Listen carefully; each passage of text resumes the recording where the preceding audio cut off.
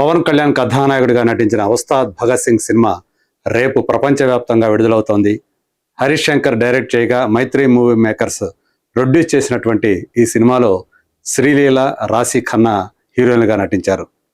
పార్థిపన్, తమిళ senior star actor పార్థిపన్ ఈ మూవీలో విలన్గా నటించినట్టు మనకు తెలుస్తూ ఉంది.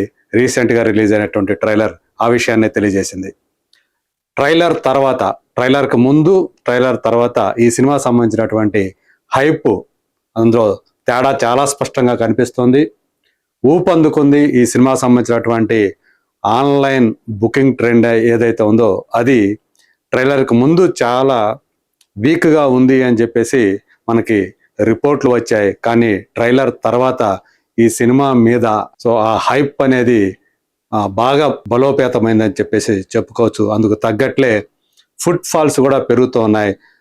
బిఎంఎస్లో చూసుకుంటే బుక్ మై షోలో గత 1 అవర్లోనే, ఇది మనం మార్నింగ్ మాట్లాడుకుంటున్నాం, 1 అవర్లోనే 9.15K టికెట్స్ సోల్డ్ అవుట్ అయినట్టు మనకి బిఎంఎస్ చెప్తా ఉంది. అంటే 9,150 టికెట్లు పైగా అమ్ముడయ్యాయి.